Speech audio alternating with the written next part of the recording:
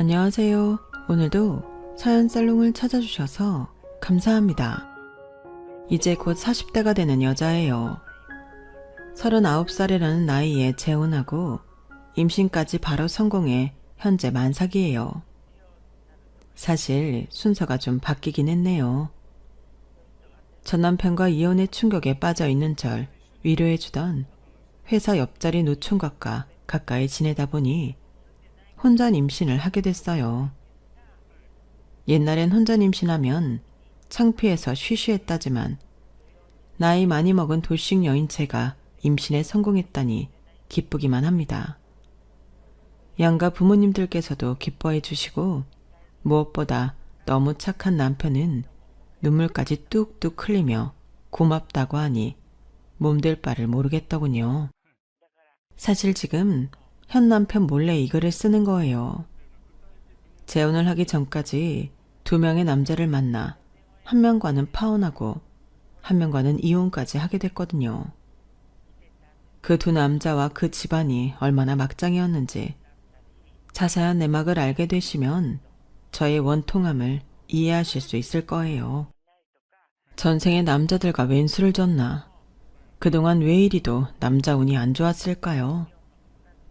그래도 현재 남편이 워낙 착해서 천만 다행입니다만 남자들한테 하도 당한 게 많으니 경계의 끈을 놓지 않고 있네요. 제발 현재 남편이 아기 낳은 후에 변하지 않기만을 바랄 뿐입니다. 제가 이혼한 건 단지 전 남편 문제만이 아니라 시댁의 공이 컸답니다. 기생충처럼 내게 빌붙던 시댁 식구들과 빠이빠이 한 것만 해도 10년 묵은 채증이 내려간 것처럼 시원합니다.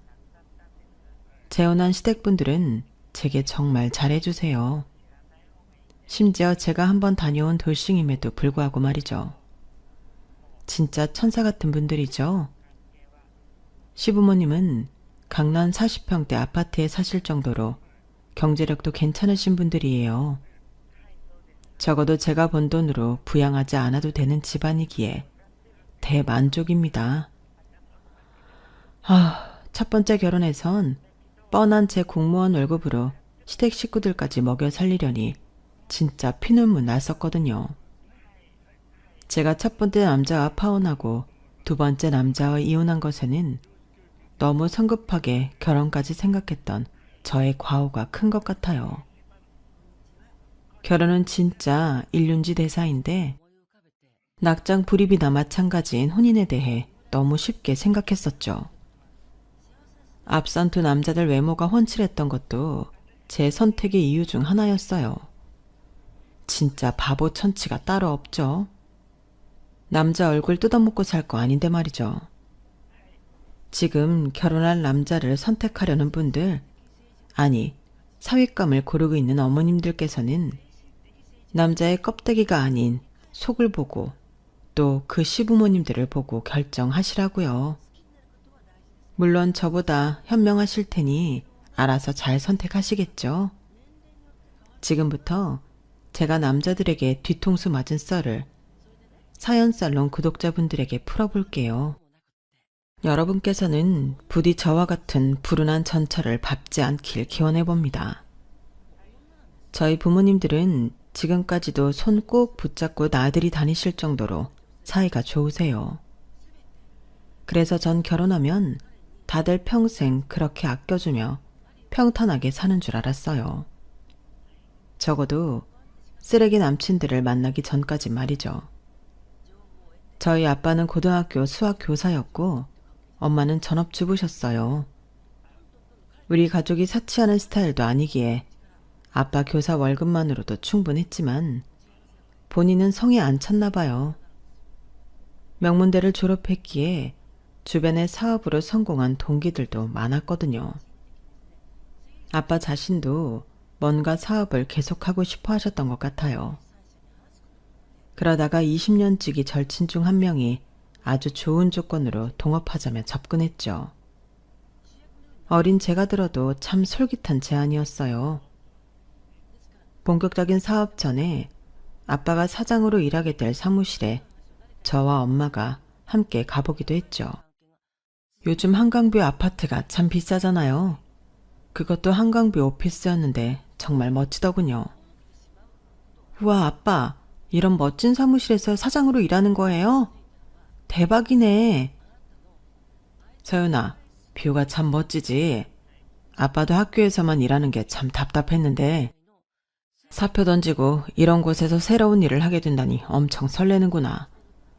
우리 사는 집만 제외하고 아빠가 지금까지 벌어놓은 모든 현금을 싹 털어서 넣었으니 사활을 걸고 열심히 해야지 뭐. 진짜 그랬어요. 아빠는 우리가 살고 있던 24평 아파트 한 채 빼고 모든 재산을 다 동업자와의 사업에 투자했어요. 그리고 다음날 아빠의 사업 파트너가 잠적을 하고 말았어요. 여보, 뭔가 이상해. 나랑 동업하자던 김성훈이 개자식이 연락이 안 돼. 모든 사업 자금을 일단 한 통장에 모으자며 자기 통장으로 모조리 이체하고는 사라졌어. 나 어쩌지? 내 전 재산, 내 피 같은 돈. 뭐라고요? 서연 아빠, 그게 무슨 말이에요? 엊그제까지 우리 집에 와서 사업 축하 파티하고 밥 얻어먹고 갔잖아요. 그 양반이 왜 연락이 안 된다는 거예요? 경찰에 신고해봐요. 귀신보다 무서운 게 사람이라더니. 아, 우리 가족 전 재산 어떡해. 우리 가족의 철천지 원수인 그 사기꾼 놈을 아직까지도 못 잡고 있어요. 대한민국에 웬 사기꾼이 그렇게도 많은지 사기 쳐먹은 놈들에 대한 형량이 좀 높아졌으면 좋겠습니다. 남의 피 같은 돈 등쳐먹는 것들은 다 없어져야 한다고 생각해요. 천만 다행인 것은 그때 당시 살고 있던 집은 잡혀먹지 않았다는 거예요.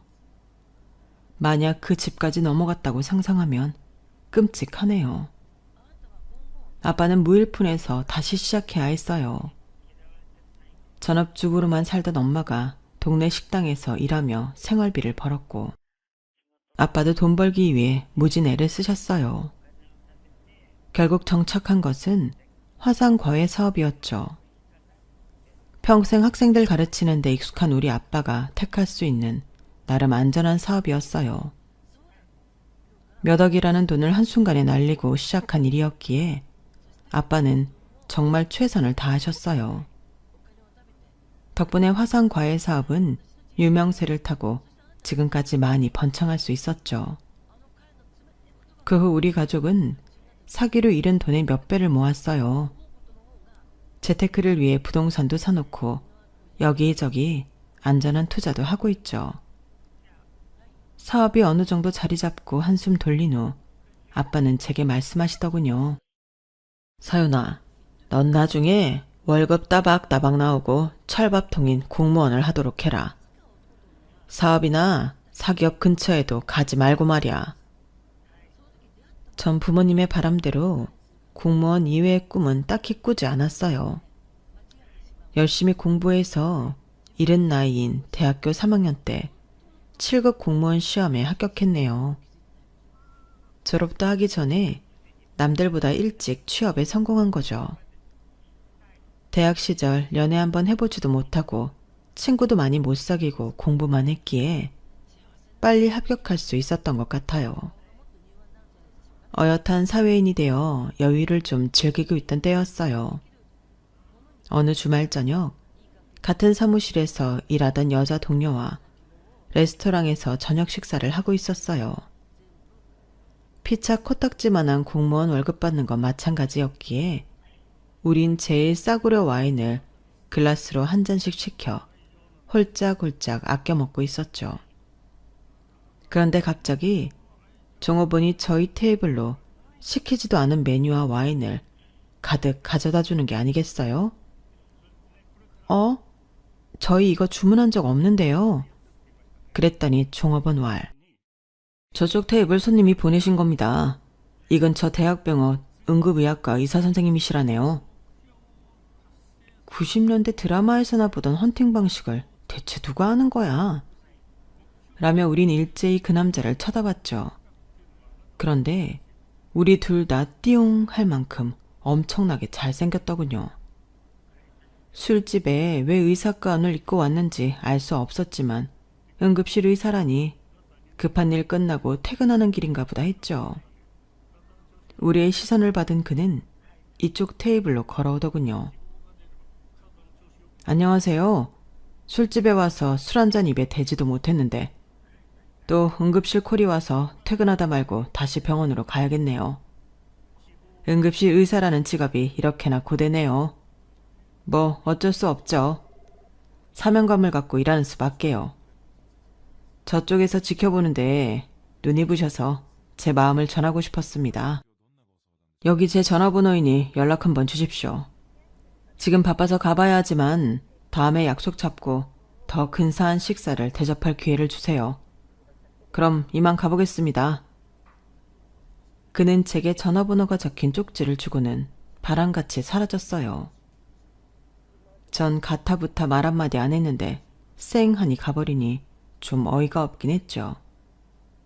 그런데 제 앞에 동료가 바람을 넣더군요. 야, 서윤씨. 저 응급학과 의사가 서윤씨한테 한눈에 뿅 갔나 보다. 나 저렇게 잘생긴 의사 처음 봐. 내일 날 밝으면 당장 연락해봐. 서윤씨 모쏠이라 그랬지? 그 인물에 아직도 남자친구 없다 그러면 누가 믿겠어? 꼭 잘해봐. 어? 저도 누군가에게 헌팅을 당했다는 것이 기분 좋았지만 그렇다고 모냥 빠지게 다음날 아침 대바람부터 연락할 수는 없었죠. 며칠 고민 좀 하다가 연락했는데 그는 단숨에 제 전화를 받더군요. 그렇게 첫 통화를 무려 3시간이나 이어갔어요. 어찌나 말을 잘하든지 그의 말재간에 퐁당 빠져버리고 말았죠. 심지어 그는 저와 성만 다르고 이름이 같았어요. 제 이름은 최서윤, 그 남자 이름은 김서윤이었죠. 서윤씨요? 이름이 서윤이라고요? 이거 완전히 운명인걸요. 제 이름도 서윤이에요. 김서윤. 서윤씨, 우린 진짜 하늘이 맺어준 운명인가 봐요. 어쩐지 서윤씨 뒤에서 후광이 비치더라니까요. 내 촉이 좀 잘 맞는 편인데 아마도 우린 결혼까지 할 것 같아요. 내 말이 틀린지 맞는지 한번 내기해볼래요? 이렇듯 그는 첫 통화부터 우리가 운명이라 하더군요. 그 후 본격적으로 연애할 때도 맨날 운명 거리길래 어느 순간부터 저도 우리가 하늘이 내린 운명같이 느껴졌어요. 결혼까지 아주 자연스럽게 생각하도록 만들더군요. 참 무섭죠? 아님 제가 바보 천치인 건지도 모르겠네요. 그는 응급실 의사이기 때문에 늘 바빴어요. 데이트 도중에도 심지어 우리가 뽀뽀할 때도 콜이 계속 왔고 그럴 때면 바로 병원으로 뛰쳐나가야 했죠. 아잇, 이런 분위기 잡고 있었는데 정말 미안해. 또 병원에서 콜이 왔네. 응급실 의사가 워낙 부족하다 보니 어쩔 수 없이 내가 가야지 뭐. 정말 미안해 자기야. 내 직업적 특성을 좀 이해해줘. 내일 연락할게. 그는 대대로 의사 집안이라 하더군요. 아버지도 응급실에서 근무하던 의사였기에 아버지를 존경하는 마음을 담아 같은 과를 전공하게 됐다고 했어요. 뭔가 숭고한 직업정신으로 휴일도 없이 일하는 것 같아 어쩔 땐 안쓰럽기까지 했어요. 남친의 말대로 그의 바쁜 생활을 최대한 이해해주는 것이 그를 도와주는 길이라 생각했죠. 자, 여기 보약 좀 지어왔어요. 물론 자기가 의사인 건 알지만 기욱 붙도는 데는 한약도 효과가 좋을 수 있으니 좀 먹어봐요. 항상 눈코 뜰 새 없이 바쁘니 얼굴이 반쪽이 됐네. 야, 서윤아. 날 위해 보약까지 지어온 거야? 아우, 우리 이쁜이. 정말 고마워. 내 직업적 특성을 이해해주고. 진짜 자기 같은 여자친구가 세상에 또 있을까? 서윤아, 나 지금 결심했어. 우리 결혼하자. 결혼하면 잠깐이라도 매일 볼 수 있을 테니. 어? 20대 후반에 결혼이란 말이 좀 낯설었어요. 비혼주의는 아니었지만 결혼을 구체적으로 생각해보진 않았거든요. 게다가 이렇게 바쁜 사람과 결혼한다면 좀 외로울 것 같기도 하더군요. 하지만 남친은 결심이 굳었는지 상견례 일정까지 잡아서 알려주더군요. 우리 부모님께도 빨리 말씀드리라고 하면서 말이죠. 얼떨결에 알았다고 하고 부모님께 남자친구와 결혼 얘기까지 말씀드렸죠. 뭐? 너 우리한테 남자친구 얘기 이런 방구도 없었잖아. 근데 결혼까지 생각한다고? 얼마나 대단한 남자길래 우리 딸내미가 넘어갔을까? 어떤 남자인지 드러나 보자. 전 남자친구에 대해 부모님께 아는 대로 다 말씀드렸어요.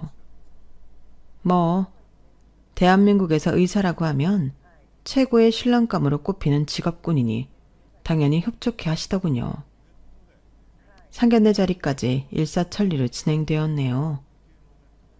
남친의 부모님께서는 두 분 다 의사여서 그런지 상견례 자리에서 웬 의학용어 비슷한 병원 얘기를 그렇게 하더라고요.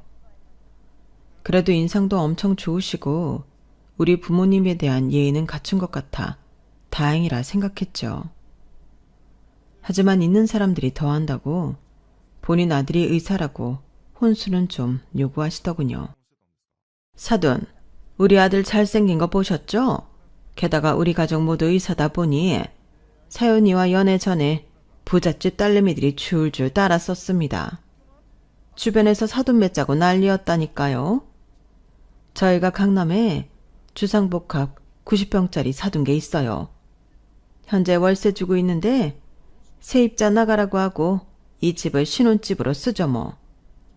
세간살이도 있을 건 다 있답니다. 그러니 사돈께선 혼수를 모두 현금으로 준비해 주셨으면 좋겠네요. 많이는 안 바랄게요. 딱 3억 정도면 족할 것 같습니다. 전 너무 놀라 반문했어요. 3억이요? 어머님, 그건 좀 너무 많은 것 같은데 저희 90평짜리 신혼집 필요 없습니다. 그냥 조촐하게 시작해도 돼요. 병원 근처 원룸도 괜찮습니다. 그렇게 말했더니 제 옆에 앉아있던 우리 아빠가 팔꿈치로 제 옆구리를 쿡 찌르더군요. 알겠습니다. 사돈어른, 저도 사업을 조그맣게 하다 보니 현금 흐름은 괜찮은 편입니다. 계좌 주시면 말씀하신 금액 송금하도록 하겠습니다. 좀 사는 집이라고 들었는데 역시 쿨하시네요. 아들 통해서 계좌 드릴게요. 최대한 빠른 시일 내에 송금 부탁드립니다. 우리 아들 나이도 꽉 찼는데 결혼 얘기 나온 김에 빨리 장가 보내고 싶어서요. 우리 아빠가 3억 송금해준다고 했더니 예비 시모 시부 남친 모두 입이 찢어지더군요. 상견례 마치고 아빠가 그 자리에서 바로 3억 송금하겠다는 걸 일단 제가 말렸어요. 진짜 전 90평 강남 고급 주상복합 같은 게 신혼집으로 좀 사치라고 느껴졌거든요. 아빠 잠시만요. 남자친구랑 상의 좀 해보고 다시 결정하죠. 너무 성급히 보내지 마시고요. 그렇게 말씀드리고 시간을 두고 남친과 다시 상의해보려 했어요. 일단 청첩장을 돌리고 결혼 준비는 계속 진행해 나갔죠. 그 와중에 명절이 가까워져 가족끼리 모두 모여 TV를 보며 꼬치전을 만들고 있었어요. 그런데 TV 속 홈쇼핑에서 뭔가 낯익은 인물이 갈비를 뜯고 있는 게 아니겠어요? 저희 엄마도 똑같은 생각을 했더군요.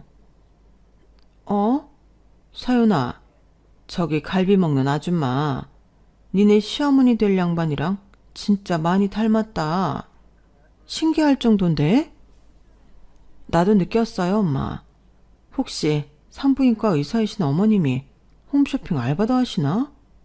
웬 갈비를 뜯고 계시지? 뭔가 이상해서 남친한테 전화를 해보려고 했어요.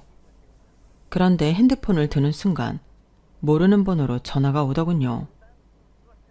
여보세요? 최서윤 씨 핸드폰 맞죠? 혹시 김수봉 씨 아십니까? 응급실 의사라면서 접근한 남자. 현재 최서윤 씨 남자친구 맞나요? 네? 김수봉이 누구죠? 응급실 의사 남친 둔 건 맞아요. 근데 이름이 달라요. 제 남친은 김서윤이에요. 뭐 이놈이 다 그렇게 거짓말치고 다녔나 봅니다. 만나는 여자들마다 이름을 바꿔 말했더군요. 대체 이름이 몇 개인지. 명절날 죄송합니다만 수사 협조 좀 부탁드립니다. 경찰서로 좀 와주시겠어요? 아, 그 전에 실례지만 먼저 좀 여쭤보겠습니다. 혹시 이놈의 아이를 가지신 건 아니죠? 현재 이놈이 임신시킨 여성 피해자들이 줄줄이 나오고 있어서요. 벌써 셋이나 됩니다. 전 손이 너무 떨려 핸드폰을 놓치고 말았어요. 한동안 움직이지도 못하겠더군요. 가슴이 두근거리고 식은땀이 나서 도저히 운전을 못할 것 같아 부모님께 말씀드렸어요. 경찰서에서 들은 내용 모두 다요. 방금 들은 내용이 차라리 보이스피싱이었으면 하는 생각이 들더군요. 엄마, 아빠 같이 가주세요. 나 혼자는 무서워서 못 가겠어요. 경찰서에 갔더니 남자친구가 웬일인지 머리를 빡빡 밀고 있더군요. 남친은 응급실 의사도 아니었고 그냥 여자들 등치고 다니는 거렁뱅이였어요. 이 사람의 여자들에게 접근해 결혼을 빌미로 거액을 뜯어내고 도망가는 더러운 양아치 놈이었죠. 제가 그 사기꾼 놈을 째려보니 그놈도 절 째려보며 씨부리더군요. 뭘 노려봐. 적어도 널 임신시키진 않았잖아. 내가 혼수로 달랬던 3억도 안 주고 너한테 피해 끼친 건 없지 않나? 뭐라고 이 개새끼야? 말이면 단줄 아나. 내 인생 어쩔 거야. 우리 엄마 아빠까지 다 속여먹고 이 나쁜 새끼 평생 감옥에서 썩어버려. 경찰까지 나서서 만류했지만 전 그놈한테 침을 퇴 뱉어버리고 나왔어요. 우리 가족은 차 안에서 부둥켜 안고 엉엉 울었죠. 서윤아, 진정해라.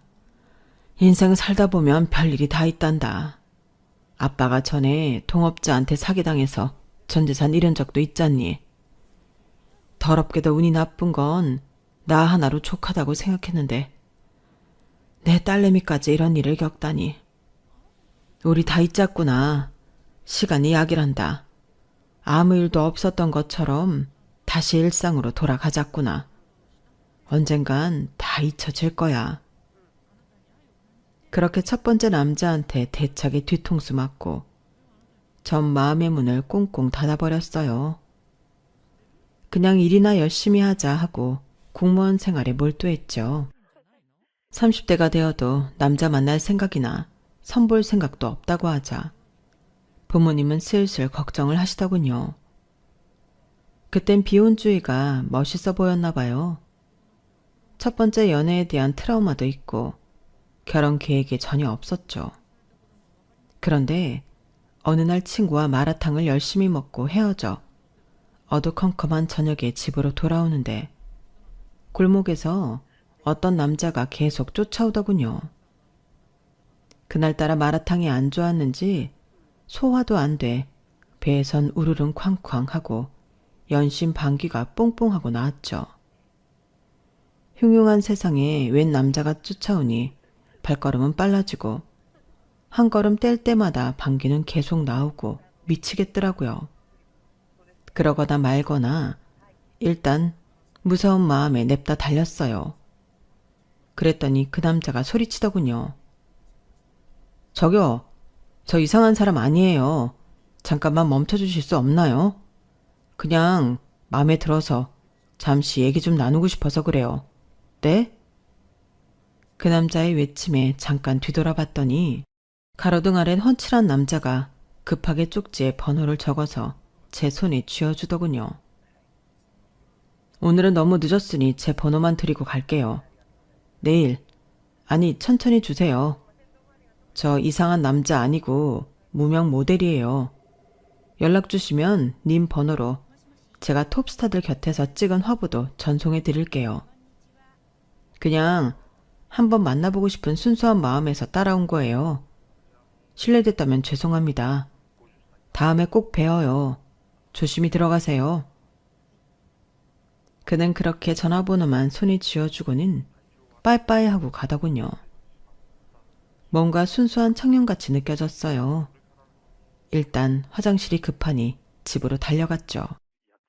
그 후로 며칠간 그 남자 생각이 나더군요. 하지만 몇 년 전에 사기꾼 전남친한테 당한 게 오버랩되어서 연락이 망설여졌어요. 한 몇 주 뒤에야 연락을 해봤고 그 남자는 진짜 자기가 지금껏 활동해온 모델 화보들을 보내주더군요. 톱사 뒤에서 얼굴이 보일동말동하게 나오는 사진들이었지만 그래도 모델임에는 틀림없었어요. 박수철. 이 남자는 저와 사귀고 싶어 했지만 제가 쉽사리 마음의 문을 열지 못했어요. 우린 썸 아닌 썸 타는 관계로 몇 달을 연락만 했죠. 그러다 갑자기 엄마가 갑상선 암에 걸렸다며 폭탄 선언을 하시더군요. 갑상선암은 완치율이 높은 착한 암이라지만 우리 엄마가 암에 걸렸다니 너무 무서웠어요. 엄마도 무섭긴 마찬가지셨나 봐요. 서연아, 그렇게 건강하던 엄마가 암이라니. 나 자신도 이제 내 건강을 믿지 못하겠어. 더 늦기 전에 우리 딸 결혼해서 아기 낳고 행복한 가정 꾸리는 걸 보고 싶어. 언제까지 첫 번째 남자한테 사기당한 트라우마에 갇혀 지낼 거니? 얼른 괜찮은 남자 만나서 결혼하면 안 될까? 이제 의사 따위 필요 없어. 그냥 착한 남자면 되지 뭐. 안 그래? 그 말을 듣고 뭔가 정신이 번쩍 드는 기분이었어요. 그리고 딱 한 사람이 떠오르더군요. 바로 연락만 하고 지내던 순수한 모델 총각 박수철이었어요. 수철씨, 잘 지냈죠? 지금 여자친구 없죠? 우리 결혼 전제로 만나보면 어떨까요? 네? 지금 뭐라고 했어요, 서윤씨? 결혼이요? 저랑요? 좋죠. 전 너무 좋아요. 좀 성급한 감이 있었지만 그동안의 대화에서 그에 대해 많은 걸 안다고 생각했어요. 그 또한 저의 착각이었지만 말이죠. 본격적인 데이트가 시작되자 그는 정말 제게 잘해줬어요. 제 나이 35살이었기에 남친은 저보다 4살이나 연하였는데 마치 오빠처럼 하나부터 10까지 다 챙겨주더군요. 모델이란 직업이 조금 불안정하게 느껴졌지만 본인이 나중에 모델 에이전시를 운영해보고 싶다는 구체적인 계획도 있더군요. 그때 남친에게 콩깍지가 이미 단단히 씌었을 때라 모든 게 좋아 보였어요. 그동안 외로움을 참았던 본물이 터지는 느낌이었죠. 그에게 저의 진짜 사랑을 다 쏟아내고 말았네요. 눈 떠보니 상견례 자리더군요. 저희 부모님도 제가 좋으면 다 좋다라고 하셨어요. 35살 노처녀 딸내미가 시집간다니 그저 좋으셨나 봐요. 하지만 남친 집안에선 나이 많은 절 탐탁지 않아 하시더군요. 상견례 자리에서 저희 부모님께 싫은 티를 팍팍 내셨죠. 아주 교양 없기 짝이 없었어요. 제가 다 화가 날 지경이었으니까요. 거기 그쪽 집안에서 귀한 외동딸이겠다만 객관적으로 결혼 시장에서 여자가 35살이면 이미 완전히 폐처 취급 아니겠어요? 그럼 그 깎인 점수를 뭘로 채워 넣어야 할까요? 바로 돈이죠, 돈.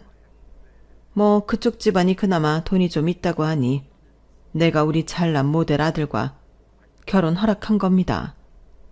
그 나이에 돈도 없었다면 절대 허락 안 했죠.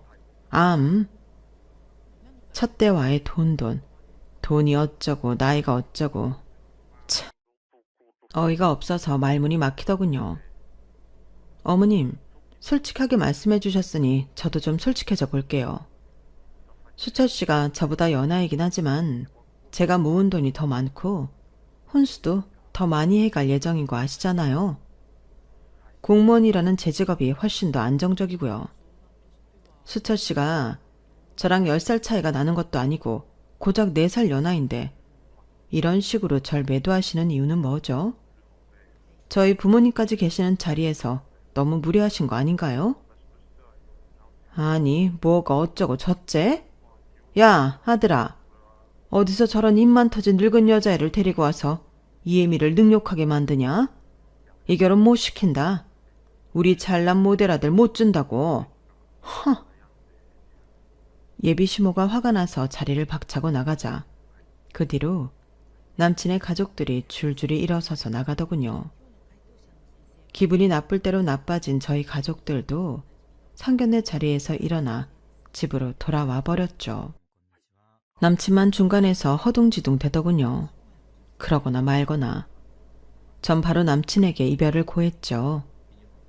남친은 무릎 꿇고 울며불며 매달렸고 그 모습을 보면서 마음은 아팠지만 어쩔 수 없다고 생각했어요. 그러면서 35살이라는 제 나이에 대한 현타가 오더군요. 여자는 가임기가 정해져 있기에 나이가 한 살 한 살 더 많아질수록 결혼 시장에서 어떤 취급을 받는지 절실하게 깨달았죠. 그때부터 미친 듯이 선보고 소개팅하고 다녔어요. 뒤늦게나마 얼른 결혼하고 아기 낳고 싶은 생각이 들었거든요. 그런데 박수철 이 남자가 절 스토커처럼 쫓아다니며 소개팅이며 선이며 다 회방을 놓더군요. 미칠 노릇이었어요. 수철씨, 대체 왜 이러는 거야? 우리 이미 끝난 사이잖아. 당신 엄마가 내 나이가 패급이라며. 당신 모델이니 여자들한테 인기도 많을 텐데 나이 어린 여자 알아봐. 난 자기밖에 없는 거 잘 알잖아. 내 눈앞에서 다른 남자랑 소개팅하고 선보는 거 절대 못 봐. 지금 나 생업도 다 뒤로하고 모델 스케줄 다 펑크내고 자기만 졸졸 쫓아다니고 있어. 나 다시 만나줄 때까지 절대 포기 안 해. 나 근성 있는 놈인 거 알지? 얼른 나랑 다시 만나. 어? 우리 결혼하자고. 남친은 그뿐 아니라 제 일터에 꽃바구니를 보내고 드론으로 이벤트를 하고 난리를 쳤어요. 일부러 동료들까지 다 알게 해서 서서히 포위망을 좁혀오더군요. 채은씨, 결혼한다고? 축하해. 남친 있는 거 알았는데 결혼까지 하는 줄은 몰랐네. 그래, 나이 꽉 찼는데 얼른 시집가서 아기 낳고 해야지. 남친은 엄청나게 잘생기고 자상하던데 오늘도 1층에서 기다리고 있더라고. 모델이라며? 어쩐지 기럭지가 남다르더라. 게다가 연하라며. 땡 잡은 줄 알아. 대체 누가 땡 잡았다는 건지. 남친은 저와 결혼한다며 직장에 소문까지 퍼뜨린 모양이었어요. 그렇게 허송세월을 보낸 지도 언 1년. 어느새 36살이 되고 전 점점 조급해져만 갔죠. 그런 조급함 때문에 남친과 재결합했는지도 모르겠네요. 그리고 어떻게 구워 삶았는지 남친과 남친 집안에 대해 회의적이었던 우리 부모님의 마음도 돌려놨더군요. 다시금 결혼 얘기가 나왔고 심지어 상견례 없이 결혼식까지 마파람의 개눈감추도 진행되고 말았죠. 신혼집은 우리 아빠가 마련해 주신 강남 24평 아파트에서 시작했어요.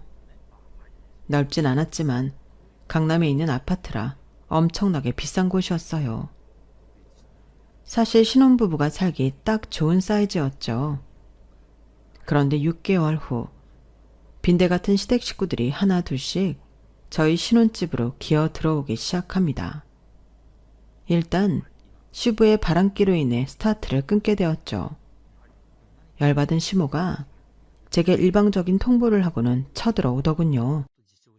며느라, 나랑 네 시누이 오늘부터 아들네 들어가서 산다. 방 하나 비워둬라. 네? 어머님, 갑자기 그게 무슨 말씀이세요? 네 시아버지가 색소폰 동호회에서 웬 할망구랑 바람이 나서 집이며 현금이며 전재산 다 갖고 날라버렸다. 나이 70에 가출했다고. 아휴, 내 팔자야. 이 늙은이랑 네 백수 시누이 길거리에 나앉게 생겼다. 얼른 방 좀 치워놔. 아니 어머님, 제 집으로 다 들어와 같이 사신다고요? 좀 당황스럽네요. 야, 제 집이라니? 그게 왜 네 집이냐?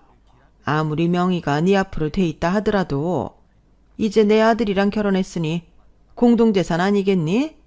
앞으로 제 집이라고 하지 말고 우리 집이라고 불러라. 알았냐? 아, 참말 말고 방 하나 비워놔. 그렇게 얼떨결에 시모와 시누이를 모시고 사는 꼴이 돼버렸죠.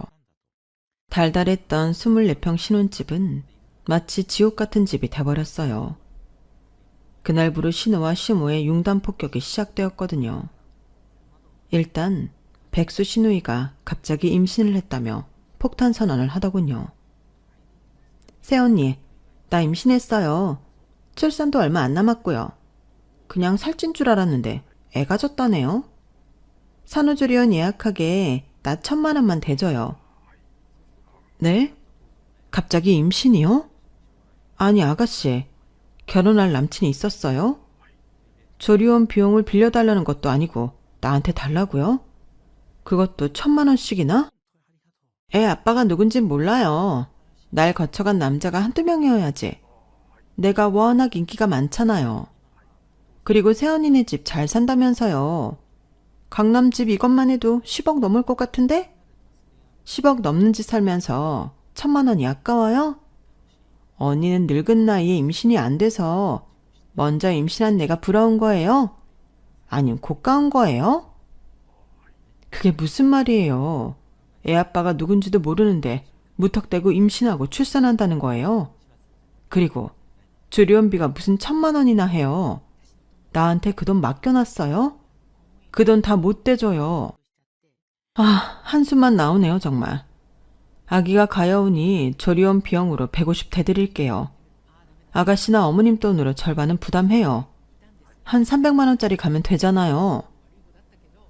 울며 겨자먹기로 150만 원을 시누이에게 줬어요.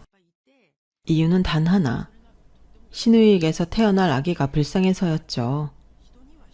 결혼하면 바로 생길 줄 알았던 아이가 안 생기자 조금씩 조급해지더군요. 시모가 자꾸 재촉하는 것도 큰 스트레스였죠. 야, 내 딸내미는 남편 없이도 아기 낳고 잘만 사는데 넌 뭐 하는 거냐? 시모 앞에서는 남편 없이 애 낳는 게 뭔 자랑이냐고 대들었지만 저도 빨리 임신을 하고 싶은 소망이 컸죠. 자기야, 우리 난임병원이라도 가볼까? 인공수정이든 시험관이든 해보자. 내가 나이가 있으니 얼른 서둘러 보자고. 어? 그런데 남편은 천하태평이었어요. 아우, 거기 가서 내 정자를 배출해내라고? 남사스러워서 난 못해. 아직 우리 결혼한 지 1년도 안 됐잖아. 자기 40 되기 전에만 가지면 되지. 뭘. 고구마 100개 먹은 듯 답답했죠. 게으름뱅이 연하 남편을 만난 게 후회되는 순간이었어요. 또한 그 감정에 기름을 부은 건 시모의 어처구니 없는 행동이었죠. 직장에서 일하고 있는데 갑자기 시모로부터 전화가 걸려왔어요. 야 며느리야, 지금 네 서방을 한강다리 밑에 묶어놨다니까 빨리 가봐라. 경찰엔 절대 연락하면 안 된다더라. 우리 아들을 어떻게 할지 모른대. 나도 지금 가는 중이다. 너도 택시 타고 얼른 와. 너무 갑작스러운 전화에 손이 덜덜 떨렸지만 남편한테 바로 전화해봤더니 태평하게 받더군요. 전형적인 보이스피싱이었죠. 안도하는 마음으로 다시금 시모에게 전화해봤어요. 어머님, 지금 전화해봤는데 수철씨 멀쩡해요. 그거 너무 뻔한 보이스피싱 수법인데 모르셨어요? 뭐야? 아닌데? 내가 분명히 우리 아들 울부짖는 목소리 들었는데? 그럼 내 돈은 어떡하지? 급하니까 사채 써서 다 내줬는데. 네? 도둑놈들한테 돈을 줬다고요? 대체 얼마를요? 3,000만 원. 나한테 있는 쌈짓돈에 사채까지 써서 꽉꽉 채워줬지.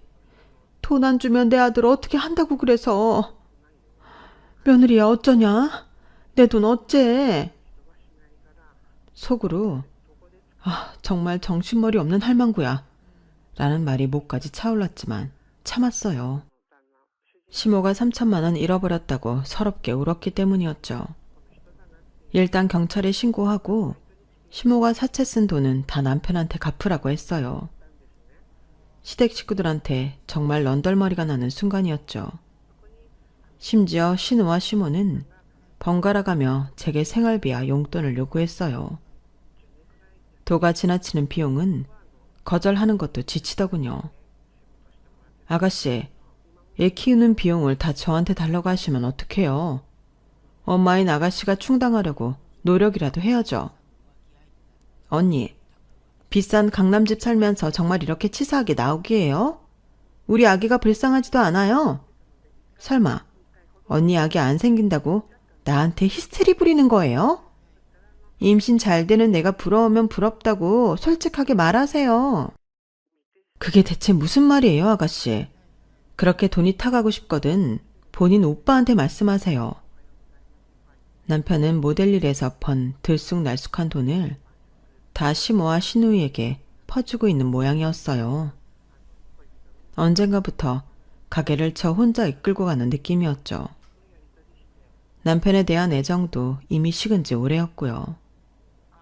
어느 날은 남편이 밑에 뾰루지가 났다며 비뇨기과에 가본다고 하더군요. 그러거나 말거나 신경도 안 썼죠.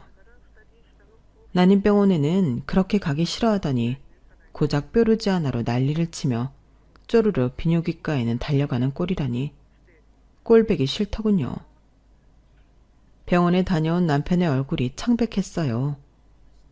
그 얼굴을 보고는 시모가 괜시리 제 탓을 하며 말하더군요. 우리 아들 얼굴이 반쪽이 됐구나. 아들아, 애 못 낳는 늙은 여자랑 빨리 갈라서고 세상가 들어라.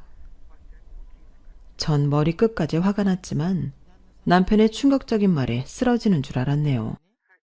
자기야, 비뇨기과 의사가 나 고환이 없대. 선천적으로 없었대. 그래서 내가 몸에 털이 안 났었나 봐. 뭐? 그런 게 어딨어. 우리 정상적인 부부 관계도 다 했잖아. 그게 어떻게 가능한 거야? 뭐 이런 일이 다 있어. 그 순간 머릿속에 종이 울리는 것 같았어요. 이 지긋지긋한 족속들을 내 집에서 다 내쫓아버리고 싶은 심정이었죠. 지금까지 남편을 비롯한 시댁 식구들한테서 당한 게 주마등처럼 지나가면서 빡치더군요. 어차피 아이를 갖지도 못할 남편과 하루라도 더 살고 싶은 마음이 싹 가셨죠. 전 시모와 시누이 남편에게 사자후를 날렸어요. 당신 당장 이혼해. 그리고 어머님, 애 못 갖는 거 다 내 탓이라고 했죠? 근데 어쩌나? 당신 아들이 고환이 없다네요. 이 지긋지긋한 인간들. 내 집에서 당장 나가줘요. 내일 아침까지 짐 빼도록 해요. 아니, 내가 손수 이삿짐센터 불러서 짐 다 빼버릴 테니 그렇게 알아요. 시모가 내게 매달리더군요. 며느리야, 얘야, 진정하려무나. 우리 아들이 그런 줄은 꿈에도 몰랐구나. 지금껏 너 나이 많다고 탓한 거 용서해 다오. 우리가 능력 있는 며느리 아니면 언제 강남 아파트에 살아보겠니? 나 안 그래도 이 동네에서 강남 사모님 소리 듣고 있었는데 한 번만 용서해주면 안 될까? 미운정 고운정 다 들었는데 식구끼리 쫓아내고 그러면 쓰겠니? 더 이상 시모의 머리카락 한 올도 보기 싫었죠. 같은 집에서 숨쉬고 사는 것도 싫었어요. 이혼하는 마당에 더 이상 내 알 바 아닙니다. 내 집에서 나가주세요. 앞으로 변호사 통해서 연락 주시고요. 애도 없으니 이혼도 빠르겠네요. 시댁 식구들 모두 다 내쫓아버리는데 한 2, 3일 걸렸네요. 아주 거머리처럼 찰싹 들러붙어서는 지도키도 안 나가더군요. 속은 후련했지만 웬일인지 너무너무 눈물이 났어요.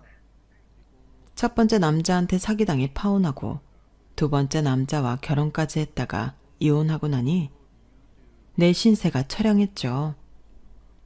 직장에선 사적인 감정을 드러내면 안 됐지만 업무 중에도 시도 때도 없이 눈물이 났어요. 옆자리 45세 노총각 동료가 위로해 주더군요. 서윤 씨, 그거 서윤 씨 잘못 아니에요. 그동안 남자 운이 지지리도 없었나 봐요. 이거 먹고 힘내요. 서윤 씨가 제일 좋아하는 아이셔 사탕 사왔어요. 그가 사다 준 사탕을 보며 피식 웃음이 나더군요. 신맛 사탕을 먹으니 침이 확 올라오면서 정신이 번쩍 들더군요. 회사에서까지 질질 짜는 내 자신이 바보처럼 느껴지기도 했고요. 별것 아니었지만 진짜 그 사탕을 계기로 정신 차리고 일상으로 돌아올 수 있었어요. 옆자리 노총각 동료의 많은 위로 덕분에 마음의 힘을 얻기도 했고요. 사적으로 처음 밥을 먹고 차를 마시면서 대화도 많이 나누고 사귀게 되었네요. 그러다 보니 덜컥 임신이 되고 말았어요. 제 나이 39살에 혼전 임신이라니. 그동안 그토록 원했던 임신이 이리도 쉽게 되는 게 참 아이러니하더군요. 임신을 확인하자마자 남친에게 알렸는데 순박한 남친은 고맙다며 엉엉 울더군요. 양가에도 이 사실을 알리고 아주 간소하게 상견례를 치르고 혼인신고를 하고 같이 살게 되었어요.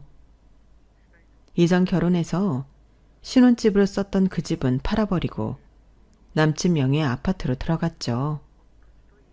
다행히 남친 집안은 중산층 이상이어서 제가 부양하지 않아도 되더라고요. 그것만으로 감사했는데 시부모님들께서 제 손을 잡고 이렇게 말씀하시더군요. 아가, 네가 우리 집안에 마치 선물처럼 느껴지는구나. 우리 아들이 노총각이 되어 장가도 못 가는 줄 알았는데 구제해줘서 정말 고맙다. 그 전에 어려운 일들이 많았다고 들었어. 액땜했다고 생각하고 우리 한 식구가 되어 행복하게 잘 살아보자꾸나. 난 절대 너희 결혼 생활에 터치하지 않을 거야. 다만 우리 도움이 필요하다면 언제든지 말하렴. 하나뿐인 외아들한테 지원해 주려고 지금까지 열심히 돈 벌어놓은 거 아니겠니? 시모의 손을 잡고 엉엉 울었네요. 마치 하늘에서 저에게 내려준 마지막 기회처럼 느껴졌죠. 지금까지 고생했다고 내려준 선물 같은 기회 말이죠. 현재 만삭인 지금 앞으로는 아이를 위해 좋은 일만 생각하렵니다. 그지 같은 과거 일과 과거 인물들 다 잊고 좋은 사람과 좋은 이야기만 하고 살렵니다. 제발 우리 가정에 긍정적인 일들만 가득하기를 기원해 주세요. 저도 여러분께서 꽃길만 걸을 수 있도록 기원하겠습니다. 사연살롱 구독자분들 화이팅! 제 인생도 화이팅입니다. 긴 글 읽어주셔서 감사합니다. 행복하세요. 여러분, 사연 댓글에 응원과 현명한 조언 부탁드려요. 좋아요와 구독은 저에게 큰 힘이 됩니다. 오늘도 좋은 일 가득하세요.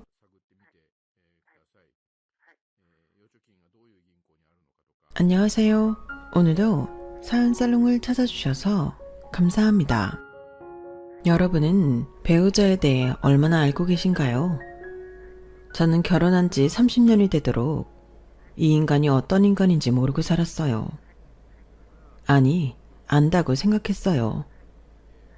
그러니 그 모진 세월을 견디고 살았겠죠. 한 지붕 아래서 한 이불을 덮고 살았지만 이 인간이 얼마나 자신을 꽁꽁 숨기고 살았는지 저는 물론 딸아이도 이 인간의 이중적인 모습을 눈치채지 못한 채 살았네요. 결혼 30주년 기념일에 고작 10,000원짜리 팬티 3장 던져주는 남편이지만 그래도 우리 가족을 위해 헌신하고 사는 사람이라서 서운한 마음보다는 감사한 마음이 더 컸어요. 그런데 그런 제 가슴에 비수를 꼽을 줄 누가 알았겠어요. 사연을 적으려니 또다시 감정이 복받쳐 오르지만 최대한 감정을 추스르고 적어볼게요. 딸들은 배우자를 고를 때 자기 아빠와 비슷한 남자를 고르게 된다고 하잖아요. 저도 어느 정도는 그랬던 것 같아요. 제 친정아빠는 30년간 은행원으로 사셨어요. 지금이야 은행원이라고 하면 직업 좋다는 말들을 하지만 저희 아빠가 그 일을 시작할 때만 해도 박봉에 시달리는 그저 그런 직업에 불과했어요. 엄마는 늘 깨알같이 가계부를 적어가며 얼마 안 되는 남편 월급을 쪼개 살림을 살았고 은행에서 실적을 올려야 할 때면 사돈의 팔촌까지 전화를 돌려가며 남편을 위해 자존심을 팔아야 했어요.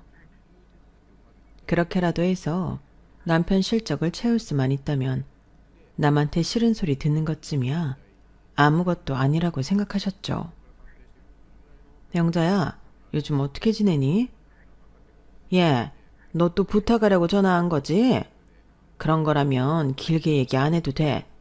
나 아무것도 안 해줄 거니까. 너도 참 뻔뻔하다. 몇 년 전에 적금도 들어줬잖아. 한 번 해줬으면 됐지. 어쩜 매번 전화해서 사람을 이렇게 귀찮게 하니? 네 남편만 실적 내야 한다니? 동창들이 다들 그러더라. 너한테 전화 오면 덜컥 겁부터 난다고.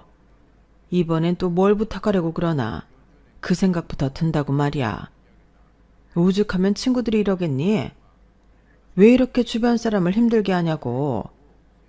암튼 우리도 요즘 힘들어서 네 부탁 들어줄 여력 없어. 그리고 말인데 앞으로 너한테 이런 전화 안 받았으면 좋겠다. 우리 당분간 연락하지 말자. 서운해도 할 수 없어. 나도 오죽하면 이러겠니. 그럼 끊는다. 20년 지기 친구도 적금 하나에 떠나보내고 그날 밤 엄마는 주방에서 설거지를 하며 개수대에 눈물을 흘려보냈어요. 부탁을 거절하는 친구한테 서운해서가 아니에요. 이렇게 살 수밖에 없는 자신이 한심해서 그랬던 거죠. 언젠가 엄마가 그러시더라고요. 네 아빠가 은행원으로 30년 사는 동안 떨어져 나간 내 친구가 몇 명인지 아니? 아니지. 몇 명이 남았는지 세는 게 빠르겠다. 중학교, 고등학교 그 많던 친구들 다 떨어져 나가고 아직까지 연락하는 건 정숙이 하나뿐이야. 너도 알지? 미국에서 살다가 몇 년 전에 한국 들어온 엄마 친구 정숙이.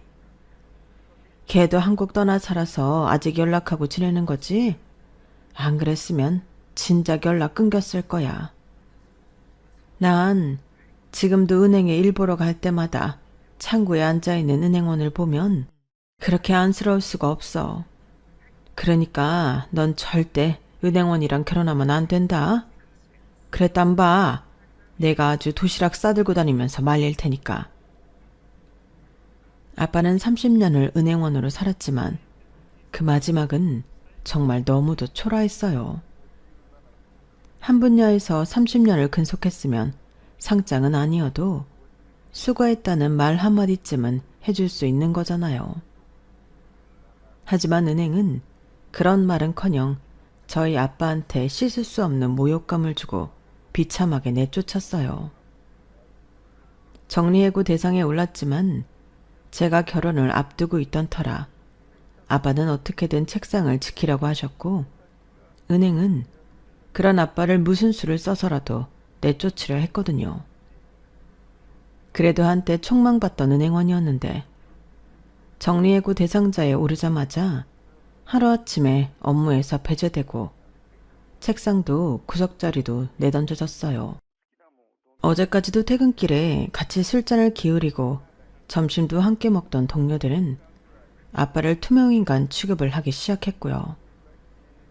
아빠를 따르던 후배 하나는 퇴근길에 몰래 저희 아빠를 따라와 이런 말을 하더래요. 선배님, 그만하세요. 너무 추하잖아요. 어차피 명단에 오른 이상 아무리 버티셔도 나가게 돼 있어요. 더 더러운 꼴 보기 전에 선배님 발로 나가세요. 존경했던 선배님이 더 망가지는 모습 정말 보기 힘들어요. 그날 밤 아빠는 살면서 처음으로 술에 취해 인사불성이 돼서 집에 들어오셨어요. 그리고는 엄마를 끌어안고 아이처럼 펑펑 우셨죠. 경야, 미안하다. 내가 이 정도밖에 안 되는 놈이라서 정말 미안해. 어떻게든 버티려고 했는데 상철이 녀석까지 나보고 나가라고 하니까 도저히 버틸 힘이 안 생긴다. 우리 아름이 결혼식 때까지만 자리 지켜보려고 했는데 더는 못하겠어. 미안하다. 미안해. 아내의 품에 안겨 엉엉 울던 아빠는 울다 지쳐 그대로 잠이 드셨어요. 다음날 아침 술을 얼마나 드셨는지 아빠는 지나밤 일을 하나도 기억하지 못하셨어요. 그래서 그날의 일은 꽁꽁 봉이 난 채 엄마와 제 가슴 속에 깊게 묻어버렸죠. 평소처럼 아침을 준비하던 엄마는 이전과 달리 밝은 모습으로 아빠한테 그러셨어요. 여보, 오늘 은행 가서 사표 내고 와. 그냥 곱게 주지 말고 지점장 면상에 보란듯이 내던지고 오라고. 지가 누구 덕에 지점장까지 올라갔는데 지가 싼 똥 당신이 치워준 게 한두 번이야? 그래놓곤 승진 기회마다 엉뚱한 놈들만 밀어주고 내가 앞으론 땡땡은행 방향으론 오줌도 안 쌀 거야. 당신 퇴직금 들어오자마자 주거래 은행도 싹 다 바꿔버릴 거야. 사돈의 8촌까지 다 전화 돌려서 땡땡은행 적금들 깨고 주거래 은행도 바꾸라고 그럴 거라고. 더러운 것들 내가 절대 용서 안 해. 당신 갑자기 왜 그래? 내가 어제 술 취해서 무슨 실수라도 했어? 실수는 무슨? 당신이 술 마셨다고 실수하는 사람이야? 그냥 이제 다 이골이 나서 그래. 은행원 아내로 살면서 속이 하도 문드러져서 이젠 그만하고 싶어 그런다고.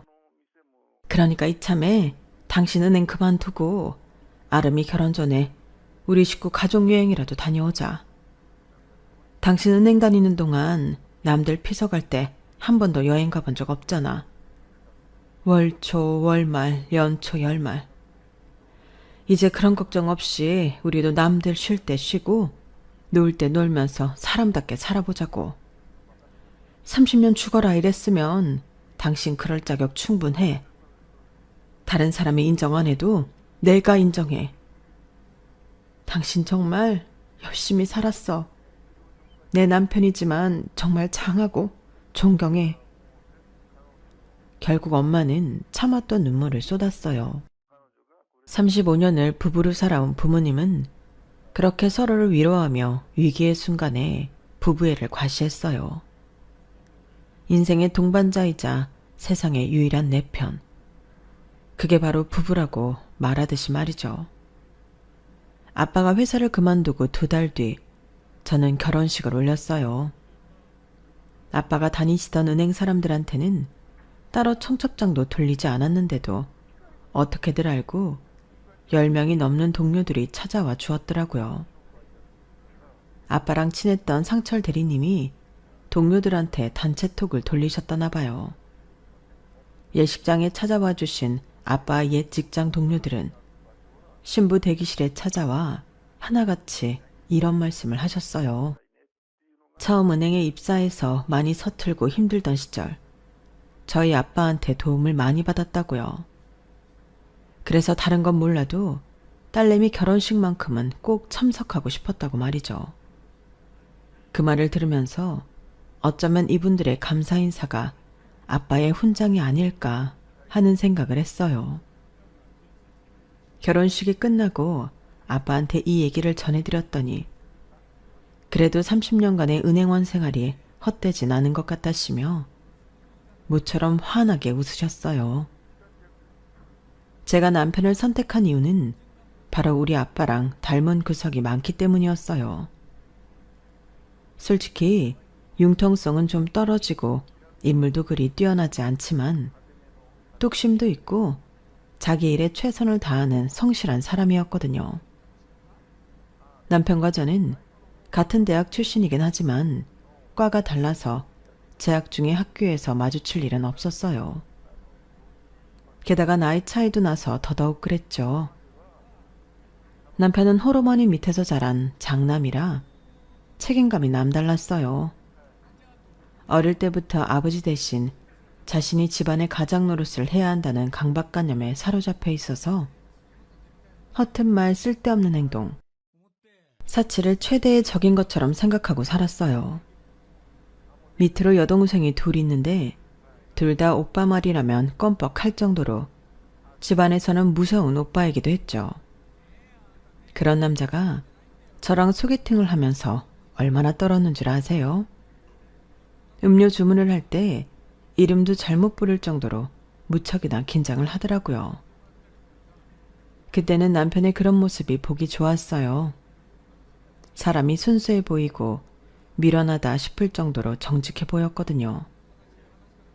별 의미 없는 제 질문 하나하나에 성의껏 대답을 하는 모습을 보니 꼭 평소 아빠를 보는 것 같더라고요. 소개팅 자리에서 이런 말을 해도 되는지 모르겠지만 그래도 솔직하게 말할게요. 저희 집에는 저를 제외하고 여자만 셋이에요. 아버지가 저 10살 때 돌아가셔서 어머니 혼자 저랑 여동생 둘을 키우셨거든요. 주위에서 그러는데 여자들은 홀어머니에 여자 형제 많은 집은 쳐다도 안 본다고 하던데 아름 씨도 그런가요? 솔직히 평소 그런 생각을 해본 적도 없어서 선뜻 대답을 할 수 없었어요. 그런데 저의 그런 행동을 남편이 오해했던 모양이에요. 역시 그런가 보네요. 그럼 우리 차 마시고 바로 일어나요. 먼저 말하길 잘한 것 같네요. 그게 아니라 저는 지금까지 살면서 한 번도 그런 생각을 해본 적이 없어요. 바로 대답 못해서 오해를 하시는 것 같은데 전 상관없을 것 같은데요. 그 말에 남편은 이제야 한시름 놓겠다는 표정으로 숨을 몰아쉬며 환하게 웃더라고요. 그게 그렇게 한바구음을 지을 정도로 대단한 일인가 싶었지만 사람마다 중요하게 생각하는 부분이 있는 거니까 그러려니 했어요. 대학을 졸업하고 바로 7급 공무원 시험에 합격한 남편은 정부 세종청사에서 근무하고 있었어요. 본가가 서울이라서 혼자 세종시에 내려가 살고 있었죠. 이번 소개팅은 남편과 같은 부서에서 근무하는 동료가 주선한 건데 그분이 제 친구 오빠거든요. 제가 연애도 않고 집과 직장만 오가는 몸이 건조한 생활을 하자 친구가 특별히 자기 오빠한테 부탁을 한 거였죠. 그러니 직장도 사람 됨됨이도 어느 정도 검증이 된 사람이기도 했어요. 제 나이가 20대 후반이었고 남편이 30대 초반이라서 단순히 연애만을 목적으로 만들어진 자리는 아니었죠. 둘 다 당장 결혼을 해도 이상하지 않을 나이였으니까요. 그날 소개팅 이후 우리는 서울과 세종시를 오가며 만남을 가졌고 서로에게 어느 정도 확신이 있던 터라 바로 사귀게 되었어요. 저희 부모님도 남편 직업이 7급 공무원이라고 하자 괜찮은 사람 같으면 잘 만나보라고 하셨고요. 아무래도 공무원이라는 직업이 타 직업군에 비해 안정된 직업이라서 부모님께서는 마음이 놓이셨던 모양이에요. 사귀기 시작하고 얼마 안 됐을 무렵 남편은 굳이 저희 집에 인사를 오겠다고 하더라고요. 우리 부모님한테 인사를 하겠다고? 갑자기 왜? 이제 정식으로 사귀기로 했는데 양가 부모님께 인사는 해야지. 그래야 부모님도 안심하실 거 아니야. 왜? 부모님께 나 소개하기 싫어? 그런 게 아니라 괜히 앞서 나가실까봐 걱정돼서 그렇지. 우리 아빠 자기만큼이나 융통성 없고 진지한 사람이란 말이야. 분명히 자기가 우리 집에 가면 그 순간부터 머릿속으로 결혼식은 언제 올려야 하나 그 생각부터 하실걸? 그래? 왠지 아버님이랑 나랑 잘 통할 것 같은데? 그럼 더더욱 빨리 만나 뵙고 인사드려야겠네. 아버님이 땡땡은행에 다니신다고 그랬지. 나도 공무원 시험 잘 안 됐으면 땡땡은행에 원서 넣어보려고 했었는데 잘하면 아버님 부하 직원이 될 뻔했네. 남편은 벌써부터 저희 아빠랑 뭔가 통하는 것처럼 친근하게 느끼는 것 같았어요. 저희 아빠도 그렇고 남편도 그렇고 솔직히 직장 안에서 그리 호감형은 아니거든요. 일은 잘하지만 융통성이 없고 너무 원리 원칙주의라서 곁에 있는 사람들이 많이 답답해하고 불편해하는 타입이니까요. 그런 두 사람이 만나게 된다니 솔직히 저도 조금은 기대가 되더라고요. 서로를 보면 마치 거울 치료를 하는 것 같은 기분이 들지 않을까 하는 생각도 들었고요. 부모님께 남자친구가 인사를 드리고 싶어 한다고 하자 무척이나 반기셨어요.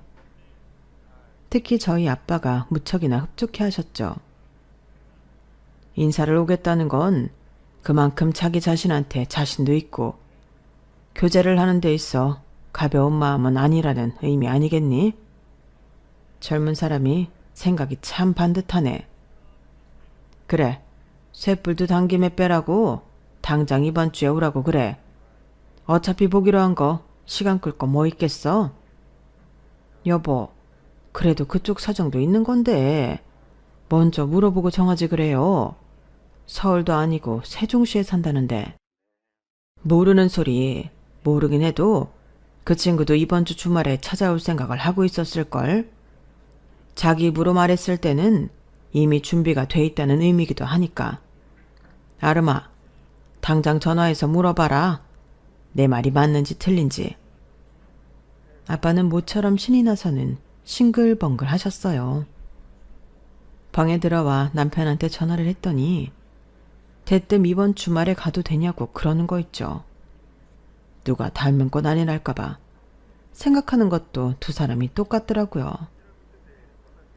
그 주 주말 남편은 점심때쯤 저희 집에 도착했어요.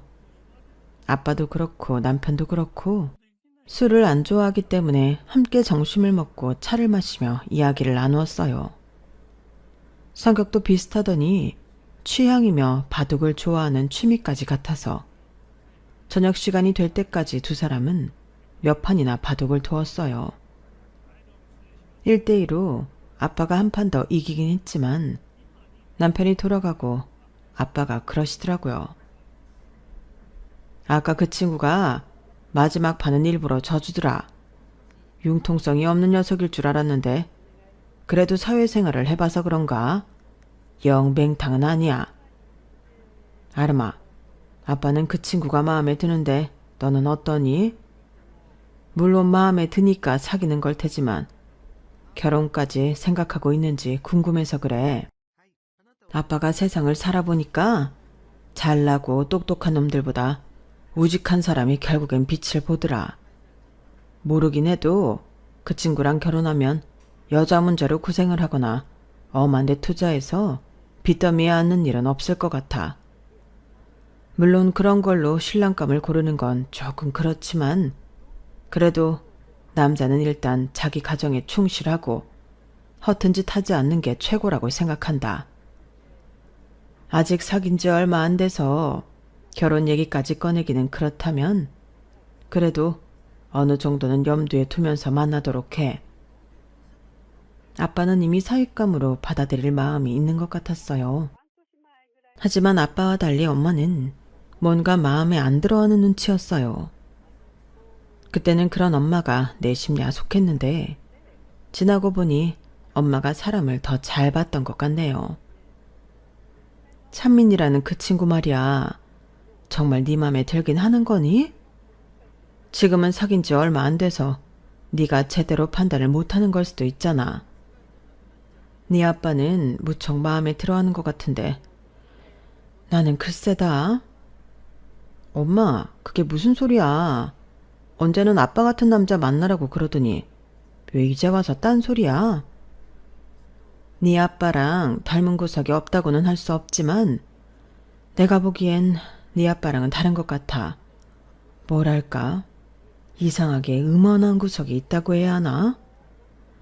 콕 집어서 뭐라고 할 수는 없는데 아무튼 좀 찜찜해.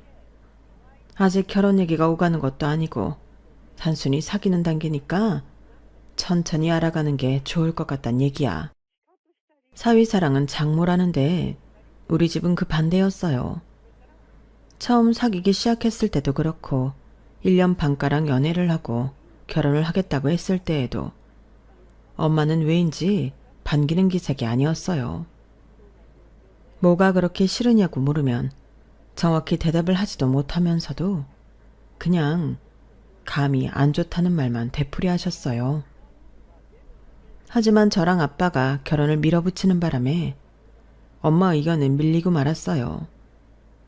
앞에서 말했듯이 제 결혼을 앞두고 아빠가 정리해고 대상에 오르면서 아빠 걱정을 하느라 제 결혼에 소홀할 수밖에 없었던 것도 이유라면 이유일 거예요. 아빠는 제 결혼식 때 이미 퇴사를 한 상황이었지만 제 남편한테는 굳이 알리지 않았어요. 솔직히 말하자면 일부러 알리지 않은 거죠. 말한다고 달라질 것도 없을 뿐더러 괜히 사위한테 장인으로서 체면이 깎이는 일이기도 하니까요. 하지만 세상에 비밀은 없다고 언제까지고 아빠의 퇴사를 감출 수는 없었어요. 문제는 하필 가장 안 좋은 순간에 남편한테 걸려버렸다는 거였죠. 제 결혼식을 치를 때까지도 재취업을 하지 못한 아빠는 궁여지책으로 친구분이 하는 세차장에서 아르바이트를 하셨는데 업무차 서울에 교육을 받으러 왔던 제 남편과 마주치게 되었거든요. 장인어른, 아니 이 시간에 여기서 뭐 하시는 거예요? 오늘 휴무날도 아니잖아요. 생각지 못한 곳에서 사위와 마주친 아빠는 둘러댈 겨를도 없이 낭패감이 표정에 그대로 드러나 버렸어요. 천성 자체가 거짓말을 못하는 아빠였기에 결국 사위한테 퇴사 사실을 고백하고 말았죠. 그날 집에 돌아온 남편은 제게 그러더군요. 당신 장인어른 퇴사하신 거 나한테 왜 말 안 했어? 난 그런 줄도 모르고 장인어른 계신 지점으로 대출 신청하러 갈 뻔했잖아. 도대체 언제 퇴사하신 거야? 설마 쫓겨난 건 아니지? 내가 장인어른한테 직접 물어볼까 하다가 아무래도 대답하기 곤란하실까봐 당신한테 묻는 거야. 명퇴야? 아니면 정리해고? 아빠가 정리해고 당한 게 아빠 잘못은 아니었는데도 남편의 그 물음에 마치 죄짓다 들킨 사람처럼 심장이 쿵쾅거리고 입술이 말랐어요. 어차피 알게 된 거 더는 묻지 말아줬으면 했지만 남편은 제가 진실을 말할 때까지 물러설 기미를 보이지 않았어요. 결국 제 입으로 아빠의 정리해고 사실을 이실직고 하게 되었죠. 그러자 남편은 충격을 받았는지 아무 말도 않더라고요. 그리고 며칠 뒤 남편은 저도 모르게 서울로 올라가 저희 아빠를 만나고 왔어요. 그 사실은 한 달쯤 뒤 엄마를 통해 전해 들어서 알 수 있었죠. 아름아, 내가 김서방을 오해했었나 보다. 너도 알지? 아빠가 지난달부터 새로 일 시작한 거. 글쎄, 그게 김서방이 소개해준 곳이라는구나. 네 아빠가 이번에 첫 월급 받으면서 김서방한테 선물이라도 해야겠다면서 그 얘기를 하지 뭐니. 진작 말했으면 나라도 인사치레 했을 텐데 말이다. 그래서 말인데 언제 김서방이랑 집에 좀 들러. 그동안 못한 장모 노릇 이번에 확실히 해줄 테니까. 엄마한테 그 얘기를 전해 듣기 전까진 그런 사실을 까맣게 모르고 있던 저는 엄마만큼이나 놀랐어요. 사실 남편이 저희 아빠 퇴사 사유를 물을 때만 해도 기분이 좋지 않았거든요. 마치 취조당하는 기분이 들었으니까요. 그런데 그렇게 집요하게 물어댄 이유가 아빠 재취업에 도움을 주려고 그랬던 거라는 걸 알게 되자 되려 미안해졌어요. 그래서 그날 퇴근길에 평소엔 비싸서 잘 못 사먹는 2플러스 한우를 사들고 집으로 갔어요. 오랜만에 남편 몸보신이라도 시켜줄 요량으로요. 그런데 아름아, 너 왜 이러니? 우리가 지금 한우로 기분 낼 형편이야? 아파트 대출금 갚으랴, 청약 부으랴, 매달 들어갈 돈이 한두 푼이 아닌데 왜 이렇게 정신을 못 차려? 장인어른 취직시켜드린 일로 이러는 거라면 나 이런 거 안 받아도 돼. 뭐 바라고 한 일 아니니까. 알았어. 다시는 안 그럴게. 그래도 기왕 사온 거니까 오늘은 맛있게 먹자. 이거 생활비에서 산 거 아니고 내가 번 부수입으로 산 거란 말이야. 그러니까 화는 그만 내세요. 그간 남편한테는 말은 안 했지만 아빠가 실직을 하신 이후 저는 퇴근 후에 투잡을 뛰었어요. 사실 거창하게 투잡이라고 할 것도 없는 간단한 문서 작업 일이었지만 그래도 직업 외에 수입을 창출하는 일이니까 투잡은 투잡인 셈이었어요. 그날 이후 저는 제 남편을 달리 보게 되었어요. 이전에도 제게 있어 남편은 생활력 강하고 믿음직스럽고 성실한 남편이었지만 그 이후에는 속도 깊고 누구보다 고마운 사람이라는 인식까지 가지게 되었거든요. 그래서 저를 곱게 봐주지 않는 얄미운 시어머니와 시누이들한테도 어떻게든 다가가려고 노력하게 되었어요. 남편이 내 부모한테 헌신적으로 하는 만큼 저도 그래야겠다는 생각이 들었거든요.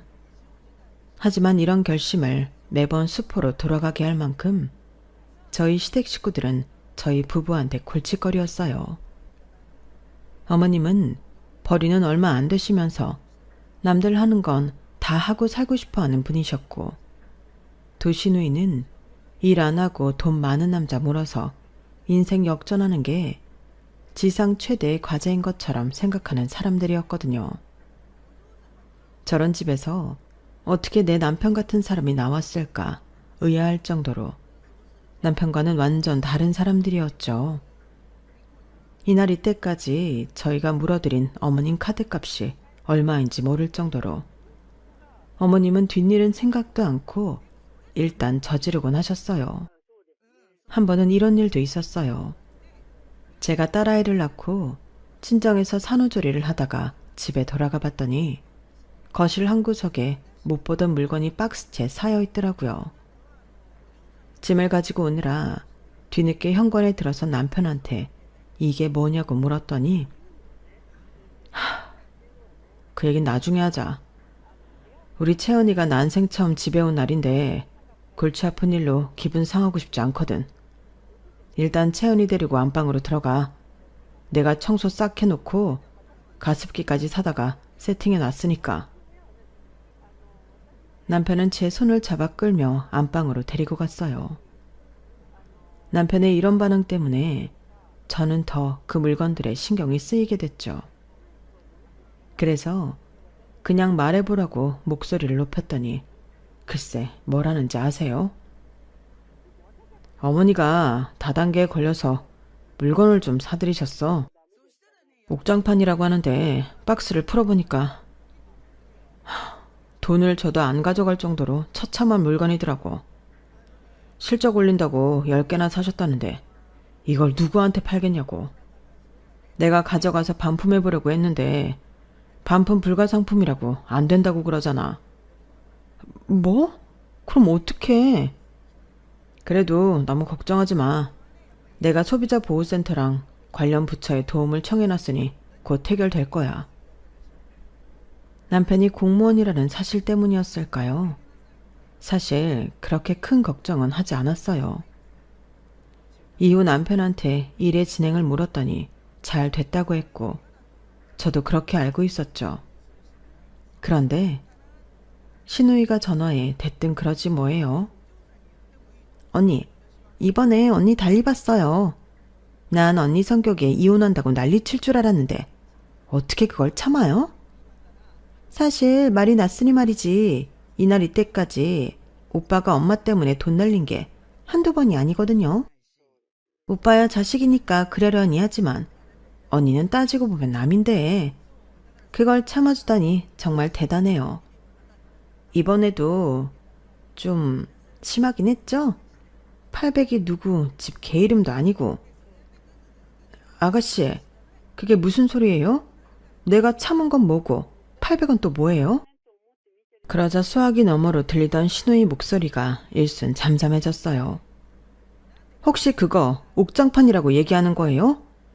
그거라면 그이가 잘 처리됐다고 했는데 아닌가요? 그러자 신우이는 짜증을 확 내더니 그러는 거예요. 아이씨 뭐야. 잘 됐다더니 말 안 한 거였어? 언니 이 얘기 나한테 들은 건 비밀로 해야 돼요. 알았죠? 실은 그 돈 오빠가 대신 물어줬어요.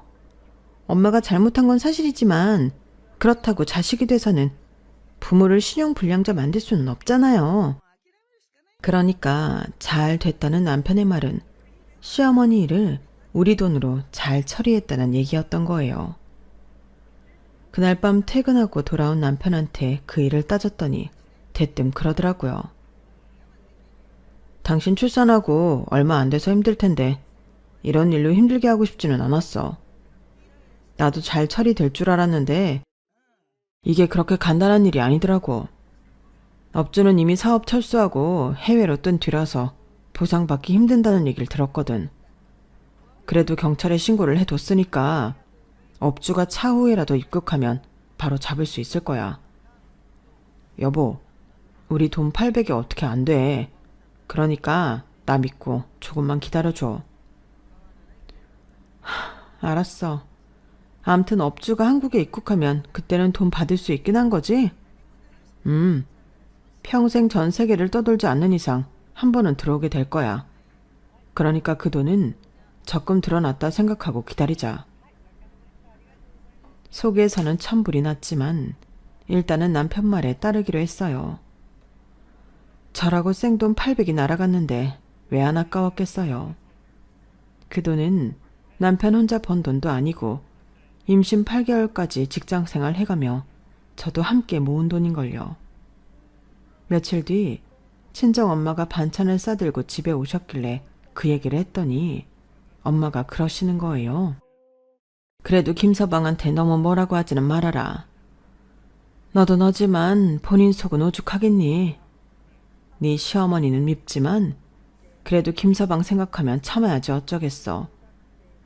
네 아빠 은행에서 나오고 지금 회사에 들어갈 수 있었던 건 누가 뭐래도 김서방 덕분 아니니? 그 덕에 너도 우리 걱정 안 하고 살 수 있는 거고. 일단 김서방 말대로 돈 묻어뒀다 생각하고 잊어. 그게 편해. 내 편을 들어줄 줄 알았던 엄마는 의외로 제 남편 마음부터 헤아리려 하셨어요. 아빠가 사위 덕에 재취업을 하신 뒤로는 늘 이런 식이었죠. 그래도 엄마 말이 틀린 것 같지 않아서 저도 그 일은 마음에서 접으려고 했어요. 30년을 남편과 살아오면서 크고 작은 일들이 얼마나 많았겠어요. 특히 저희 시어머니는 돌아가시는 그날까지도 우리 부부 속을 엄청 썩이셨어요. 잊을만 하면 돈 사고를 치셨거든요. 지인들과 함께 개를 들면 갯돈을 뜯기고 새로운 일을 시작하면 어김없이 다단계나 사기에 연루된 일이고 남자를 만나면 하나같이 꽃뱀에 가까운 놈들이니 따지고 보면 어머님 인생도 어떤 면에선 참 기고했어요. 어머님만 사고를 치면 그래도 낫겠는데 두 시누이는 또 얼마나 우리 속을 썩였게요. 큰 시누는 보는 눈이 없는 건지 매번 이상한 놈들만 만나서 야밤에 연락받고 경찰서로 달려간 게 한두 번이 아니었어요. 그러다 30을 앞두고 결혼을 했는데 반년도 못 살아 사니 못 사니 난리를 치다가 결국 1년도 안 돼서 이혼을 하게 되었죠. 그 후로도 남자 문제로 시끄러웠는데 지금은 재혼해서 베트남 호치민에서 살고 있어요. 작은 시누이는 그나마 속을 덜 썩인 축에 속해요. 자기 언니처럼 남자 문제로 힘들게 하지도 않았고 어머님처럼 돈 문제로 우리를 괴롭히지도 않았으니까요. 다만 성격이 어두워서 사람들과 잘 사귀지 못하고 늘 혼자 지낸다는 게 문제였죠. 그러다 보니 취직할 때도 얼마나 힘들었나 몰라요. 다행히 작은 회사에 격리로 들어가서 자기 밥벌이는 하고 사니 다행이긴 했죠. 30년이란 시간이 흐르는 동안 남편은 정말 한결같이 가정에 충실하고 든든한 가장이자 아빠로 살았어요. 제 친정 아빠가 세상을 떠나셨을 때도 남편은 상주 노릇을 해주었고, 저희 엄마가 요양원에 들어갈 때도 남편이 저를 대신해 모든 수속을 다 밟아주었어요. 그래서 조금도 의심을 하지 않았어요. 내 남편의 본 모습에 대해서는요. 남편과 살면서 특별히 기념일을 챙기고 산 적은 없었어요. 그럴 형편도 아니었고, 무엇보다 언제 어떤 일이 터질지 모르기 때문에 가급적 덜 필요한 지출은 막아야 했거든요. 그러다 보니 결혼 30주년이 되었어도 큰 기대는 하지 않았어요. 남편 선물로 구두를 준비하긴 했지만 어디까지나 겸사겸사였어요. 구두가 낡아서 사야 했고, 마침 결혼 30주년 기념일이 가까워서 나를 맞춰 전해주는 것 뿐이었죠. 그러니 남편한테 선물 받을 생각은 애초에 하지도 않았어요. 그런데 그날 퇴근하고 돌아온 남편이 제게 검은 봉지를 건네는 거예요. 그래도 명색이 결혼 30주년인데 그냥 넘어갈 수가 있어야지. 사이즈가 맞나 모르겠네. 남편이 건넨 검은 봉지에는 작은 박스가 들어있었고, 그 안에는 팬티 3장이 들어있었어요. 평생 남편한테 선물을 받아본 적이 없어서 그런가 팬티 3장이 뭉클하더라고요. 20대에 만나서 50대 후반이 되기까지 기념일 한번 챙길 여력 없이 부모, 형제 인생까지 책임지면서 우리 부부는 정말 열심히 살았거든요. 하지만 뭉클함도 잠시, 사이즈를 보고는 현실적인 생각이 들더라고요. 사이즈가 저한테 작았거든요. 그래서 다음날 사이즈 교환을 하러 가는데 가게 앞에 놓인 매대에 떡하니 써있는 거예요. 3장에 10,000원. 사실 가격 따윈 상관없었지만 그래도 제 눈으로 남편이 준 선물이 떨이 상품이라는 걸 확인하고 나니 기분이 좋지만은 않았어요. 그래도 어쩌겠어요. 딸아이 결혼도 있고 앞으로 돈 들어갈 일이 한둘이 아닌데 이 정도도 감지덕지했죠. 그런데 얼마 뒤 남편이 그러는 거예요. 자식 결혼에 왜 부모가 돈을 내줘야 돼? 이제 부모로부터 독립할 나이도 됐으니 혼수는 채은이 돈으로 하라고 해. 난 딸 자식이라도 결혼하는데 돈 대줄 생각도 없고 해줄 돈도 없어. 우리 사정 뻔히 알면서 당신 왜 그래?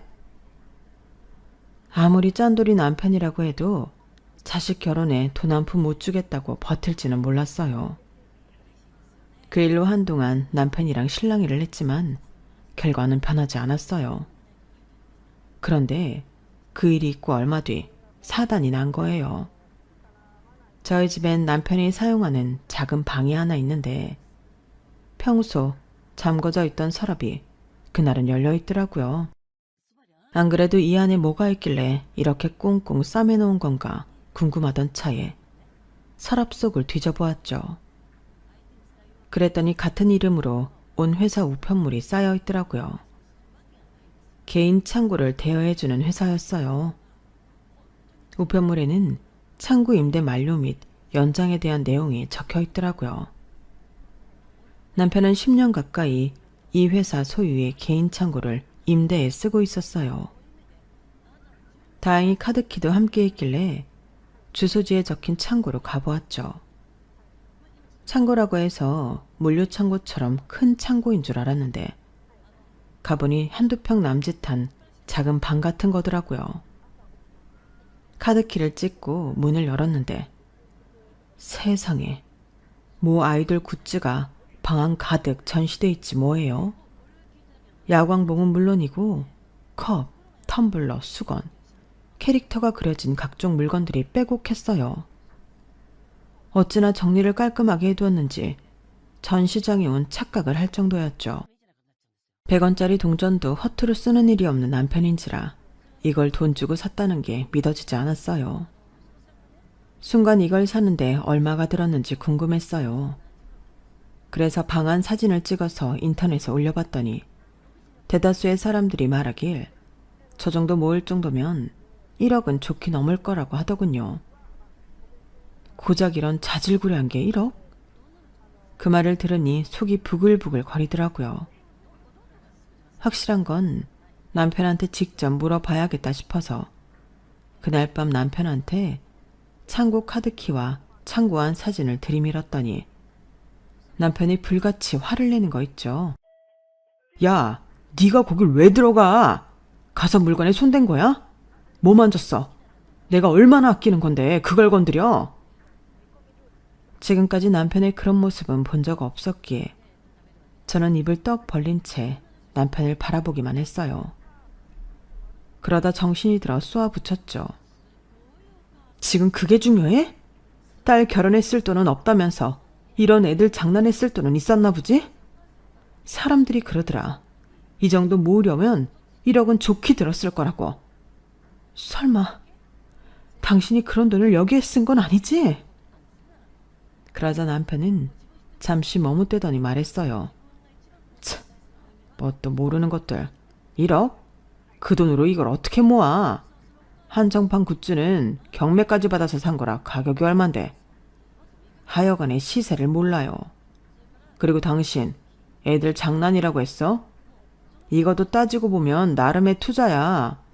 팬들 사이에선 이런 굿즈 하나하나가 얼마나 귀한 건지 알아?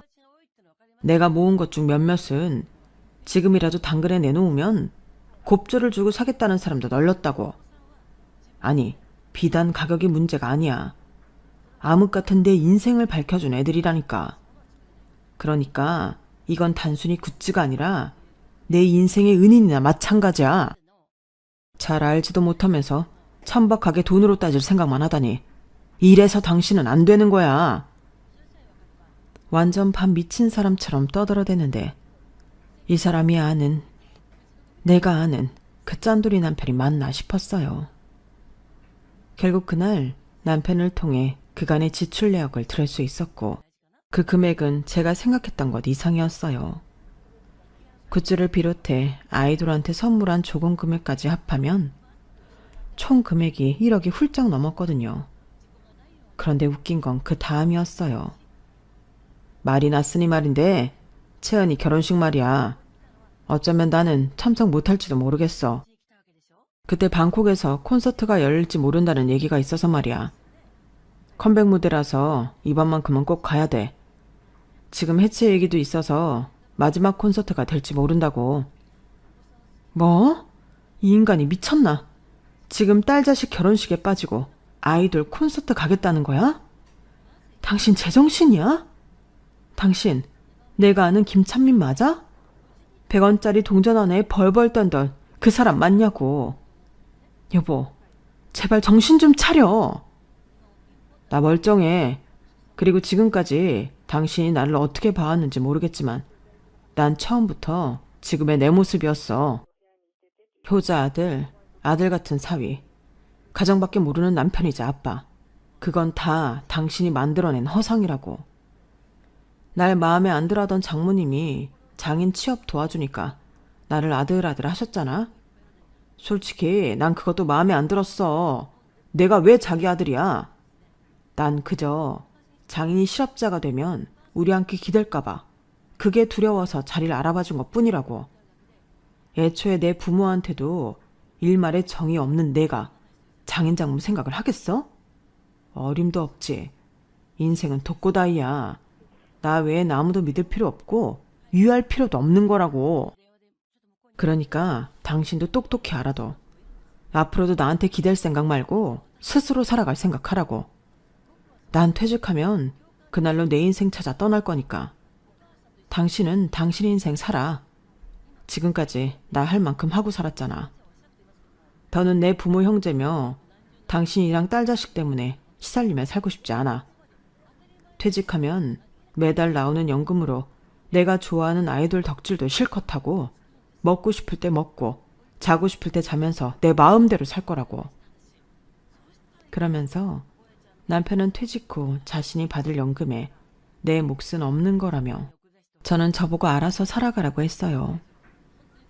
결혼 30년 만에 알게 된 남편의 진심 앞에서 저는 망연자실할 수밖에 없었어요. 그동안 자기 가족들 뒷바라지하고 살 땐 가족은 공동체라고 떠들던 인간이 자기 연금은 자기 몫이라고 못 박는 거 보니까 정남이가 떨어지더라고요. 그래서 이혼을 결심하게 되었어요. 나는 나, 너는 너라고 생각하는 인간과 더 살아봐야 좋을 게 없을 것 같았거든요. 결국 딸아이 결혼식도 올리기 전에 이혼 소송부터 시작한 저는 6개월가량 이어진 소송 끝에 재산 분할과 약간의 위자료, 그리고 앞으로 받게 될 남편의 공무원 연금 중 반을 받게 되었어요. 당연히 남편은 안 된다고 길길이 날뛰었죠. 자기가 일해서 받게 되는 연금인데 왜 저한테 반이나 줘야 하냐고요. 그동안 우리 부부가 공동으로 이룬 재산에서 자기 부모 형제들한테 들어간 돈이 엄청나다는 건 전혀 고려하지 않은 채 말이죠. 결혼을 앞둔 딸아이한테는 미안했지만 그래도 이게 최선인 것 같았어요. 결국 남편은 딸아이 결혼식에 오지 않았어요. 아이돌 콘서트가 없었음에도 말이죠. 지금 이렇게 제가 살아온 일을 적다 보니 그때 일이 떠올라 또 화가 치밀지만 오늘을 기점으로 털어버리려고 해요. 그래야 저도 살 수 있을 것 같거든요. 어리석은 남편은 지금까지 자신이 잘해오고도 마지막을 엉망으로 만들었지만 저는 그러지 않을 생각이거든요. 저는 내 인생도 챙기면서 딸아이의 엄마로, 내 사위의 장모로, 3개월 뒤면 태어날 손주의 외할머니로 끝까지 성실하게 살아날 생각입니다. 모든 게 그렇겠지만 내 인생의 시작만큼 끝도 중요한 거니까요. 지금까지 제 사연을 들어주셔서 감사합니다. 항상 많이 행복하시고 많이 건강하세요. 여러분, 사연 댓글에 응원과 현명한 조언 부탁드려요. 좋아요와 구독은 저에게 큰 힘이 됩니다. 오늘도 좋은 일 가득하세요.